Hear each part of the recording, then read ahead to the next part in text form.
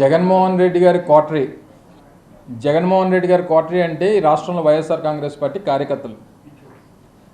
జగన్మోహన్ రెడ్డి గారి క్వార్టరీ అంటే ఈ రాష్ట్రంలో వైఎస్ఆర్ కాంగ్రెస్ పార్టీ మొదటి నుంచి 14 సంవత్సరాలుగా జగన్మోహన్ రెడ్డి గారి కోసం, పార్టీ కోసం కష్టపడి పనిచేస్తున్నటువంటి కార్యకర్తలే జగన్మోహన్ రెడ్డి గారి క్వార్టరీ. నిజంగా క్వార్టరీలు సరే పోనీ ఎవరో ఏమన్నారనేటువంటిది పక్కన పెడదాం. ఏ రాజకీయ పార్టీలో ఏ నాయకుడి పక్కన క్వార్టరీ ఉండదు చెప్పండి? చంద్రబాబు నాయుడు పక్కన క్వార్టరీ లేదా? అసలు రాజకీయం కాదు, అసలు ఏ ప్రొఫెషన్లో క్వార్టరీ ఉండదో చెప్పు. ఉదాహరణకు మీ ఏబిఎన్ ఉంది, మీ రాధాకృష్ణ గారి చుట్టూ క్వార్టరీ ఉండదా? ఉంటుంది కదా. ఇగో మా విశాఖపట్నంలో రామకృష్ణ ఇలా చేస్తున్నాడు, లేకపోతే ఇంకో దగ్గర ఇంకోటి ఇలా చేస్తున్నాడు చెప్పేవాడు చేసేవాడు ఉండడా చెప్పు. సో క్వార్టరీలు అనేటువంటివి ఈ ప్రజాస్వామ్యంలో, ఈ వ్యవస్థలు అన్నింటిలోని ప్రతి స్థాయిలో, ప్రతి వ్యవస్థలో, ప్రతి దగ్గర ఉండేటువంటిది. సరే, ఆ క్వార్టరీల గురించి ఎవరు మాట్లాడాలి? దూరం నుంచి చూసిన వాళ్ళు, లేకపోతే ఆ క్వార్టరీలో లేని వాళ్ళు మాట్లాడాలి తప్ప మొన్నటి వరకు ఆ క్వార్టరీలో ఉన్నటువంటి మనం మాట్లాడితే ఎలా చెప్పు? ప్రజలు హర్షిస్తారా? ఒప్పుకుంటారా? సో ఇవన్నీ కూడా ఆలోచించి మాట్లాడుంటే బాగుండేది. సరే, ఇంకా పార్టీ నుంచి రాజీనామా చేసి వెళ్ళిపోయిన తర్వాత అంతకంట ఇదిగా మాట్లాడతారని అనుకోవడం మన అమాయకత్వం అంతే. ఎవరి మనసు తిరిగింది? ఎందుకు విరిగిపోయింది? ఇంకెవరి మీద ఎప్పుడన్నా ఇంకుల మీద ప్రేమ పుడితే మన మనసులు విరిగిపోతుంటాయి. అదే మాకు తెలియాలి. నువ్వు ఆయన అడగాలి, నేనే చెప్తాను. చేసుంటాను. పార్టీలో పనిచేసినప్పుడు వివిధ హోదాల్లో, వివిధ స్థానాల్లో పనిచేస్తుంటాం. ఇప్పుడు నీకు ఒకరి మీద మనసు ఇరిగిపోయిందని అంటే ఇంకుల మీద ప్రేమ పుడితేనే ఇక్కడ మనసు ఇరిగిపోద్ది. అది ఎవరి మీద ప్రేమ పుట్టిందో, ఎవరి మనసు దేనికి ఇరిగిపోయిందో అనేటువంటి త్వరలో తెలుస్తాయి మనకు. అవన్నీ చూస్తాం కదా రాజకీయాల్లో. నిన్న కూడా వారు మాట్లాడుతూ చెప్పారు. ఏం చెప్పారు? ఈ రోజు వరకు ఏ నిర్ణయం తీసుకోలేదు అంటే, ఈ రోజు అంటే నిన్నటి వరకే కదా. సరే, నేను అవన్నీ నా నిర్ణయం కాదు కదా. సో ఏదేమైనప్పటికీ మనసు విరిగిపోవడానికి, లేకపోతే ఇంకోటి అయిపోవడానికి వైఎస్ఆర్ కాంగ్రెస్ పార్టీలో ఉన్నంతకాలం అత్యంత కీలకమైనటువంటి స్థానాల్లో వారు పనిచేశారు. సరే, వారు మాట్లాడినప్పుడు, ఢిల్లీలో మాట్లాడినప్పుడు నేను ఇంక రాజకీయం మాట్లాడదలుచుకోలేదు, వ్యవసాయం మాత్రమే చేస్తానని చెప్పారు. సరే, అలాగే అనుకున్నాం. మరి నిన్నటి పరిస్థితులు అయితే దానికి భిన్నంగా కనిపించాయి నాకైతే. సో నిన్న భిన్నంగా కనిపించిన తర్వాత ఈ కొత్త మాటలన్నీ మనసు ఇరిగిపోయింది, లేకపోతే ఇంకోటి అయింది అన్న తర్వాత ఇంకోటి మీద ప్రేమ పుడితేనే మనసు ఇరిగిపోవాలి. మరి అంటే నా వ్యక్తిగతమైనటువంటి అభిప్రాయం. అది మరి నాకేం తెలుసు? నేనేం చెప్తాను? నువ్వు ఎవరిని ప్రేమిస్తున్నావు నాకేం తెలుసు చెప్పు? నేను జగన్మోహన్ రెడ్డి గారిని ప్రేమిస్తున్నాను. మరి నేను ఆయన ప్రేమిస్తున్నాను, నేను అది చెప్పగలను. కానీ నువ్వెవరిని ప్రేమిస్తున్నావు నేనే చెప్తాను. మరి నేను ఎప్పుడు వినలేదు ఆ డైలాగ్. నేను కూడా అదే అంటున్నా. ఇప్పుడు రాజకీయాల్లో మొన్న జరిగినటువంటి పరిణామాలు, వచ్చినటువంటి ఫలితాల తర్వాత అనేక పరిణామాలు చూసాం. గడిచినటువంటి 9 మాసాల్లో వైఎస్ఆర్ కాంగ్రెస్ పార్టీ ఓడిపోయిన తర్వాత అనేక పరిణామాలని ఎదుర్కొన్నాం. చాలామంది పార్టీ నుంచి వెళ్ళిపోయారు, రాజీనామా చేసి వెళ్ళిపోయారు, లేకపోతే ఇంకోటి వారు ఏదో మాట్లాడితే వెళ్ళిపోయారు. వెళ్ళిపోయినటువంటి వారందరూ, నేను ఎవరో ఒకరి గురించి మాట్లాడలేదు.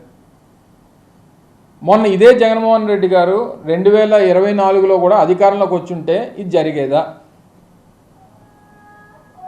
2024లో మళ్ళీ జగన్మోహన్ రెడ్డి గారు అధికారంలోకి వచ్చి మళ్ళీ రెండోసారి ముఖ్యమంత్రి అయి ఉంటే, ఈ గడిచినటువంటి 9 మాసాల్లో వైఎస్ఆర్ కాంగ్రెస్ పార్టీ నుంచి వెళ్ళిపోయినటువంటి నాయకులు వెళ్ళిపోయేవారా? వెళ్ళిపోయినటువంటి వారు ఈ రకంగా మాట్లాడేవారా? ఈ రకంగా జగన్మోహన్ రెడ్డి గారి మీద మాట్లాడేవారా? ఈ పరిస్థితులన్నింటినీ కూడా లేవనెత్తేవారా అనేటువంటిది ఒకసారి మనం మనస్సాక్షిని అడుక్కోవాలి. నేను ఏ ఒక్కరి గురించో నేను మాట్లాడలేదు. సహజంగా రాజకీయ పరిస్థితుల గురించి నేను ప్రస్తావిస్తూ ఉన్నా.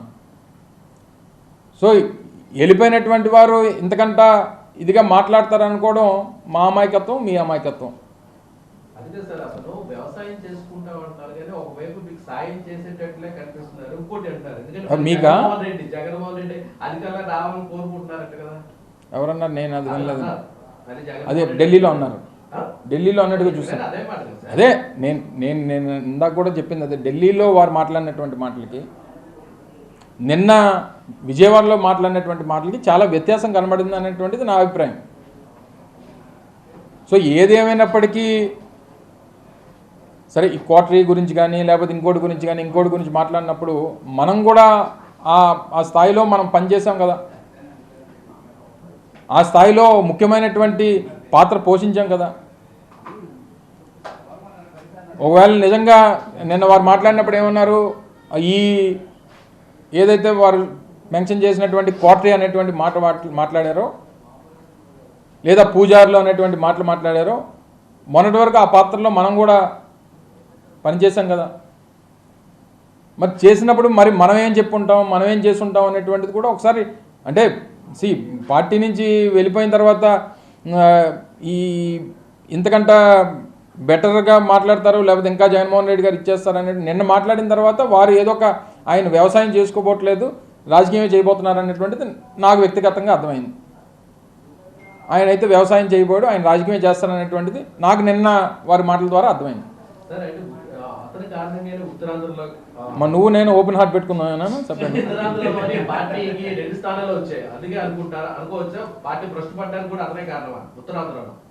మొన్న చంద్రబాబు నాయుడుకి 2019లో 23 స్థానాలు వచ్చాయి.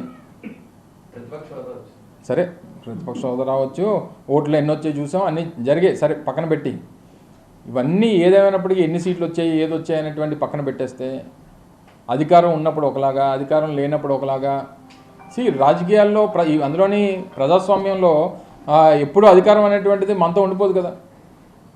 ఒకసారి ప్రతిపక్షంలో ఉంటాం, సరే జరిగినటువంటి పొరపాట్లు ఏమనంటే సరిదిద్దుకుంటాం, ప్రజల్లోకి వెళ్తాం, ప్రజలకు చెప్పుకుంటాం, మళ్ళీ అవకాశం ఇస్తారు ప్రజలు. It's a continuous process. ఒకసారి ప్రతిపక్షం, ఒకసారి రాత్రిపూట పగలు వస్తుంది, పగలిపోతే రాత్రి వస్తుంది. దాని గురించి ఎక్కువగా మనం ఆలోచన చేసి దాని గురించి పొరపాటు చేసుకొని అమ్మో అధికారం పోయింది కదా. ఇప్పుడు సొసైటీలో కూడా ఏమైపోయిందనంటే అంటే రాజకీయాల్లో మూడు పార్టీలు ఉన్నాయి ఇప్పుడు. అంటే ఒకటి కూటమి అనుకో, ఆ 3 పార్టీలు కలిపి ఒకటి. గ్రామాల్లో కానీ మధ్య మనం చూస్తున్నాం రాజకీయాల్లో వైఎస్ఆర్ కాంగ్రెస్ పార్టీ ఒక వర్గం ఉంటే, తెలుగుదేశం పార్టీ మిగిలిన రాజకీయ పార్టీలు ఒక వర్గం ఉంటే, అధికార పార్టీ వర్గం ఒకటి తయారైంది కొత్తగా. అంటే వాళ్ళకి పార్టీలతో పని లేదు, ఏ పార్టీ అధికారంలో వస్తే ఆ పార్టీ. ఇది అధికార పార్టీ బ్యాచ్ ఇది. వీళ్ళకి ఏంటంటే వీళ్ళు ఏ పార్టీ అధికారంలో ఉంటే ఇంకా వాళ్ళు అంటే ఒక సెకండ్ ఒక నిమిషం మనం అధికారం లేకుండా ఉండలేము అనేటువంటిది. అంటే వాళ్ళు ఫైటింగ్ నేచర్ కానీ లేకపోతే ఫైట్ చేయాలనేటువంటి తపన కానీ లేకపోతే ప్రజల పక్షాన్ని నిలబడాలి, ప్రతిపక్షం చూడాలన్నటువంటి ఆలోచనలు కొంతమందికి ఉండవు. అందుకనే గడిచినటువంటి 9 మాసాలుగా అనేక మంది ఈ పార్టీ నుంచి వెళ్ళిపోయినటువంటి వారు అనేక కారణాలు చెప్పి వెళ్ళిపోతూ ఉన్నారు.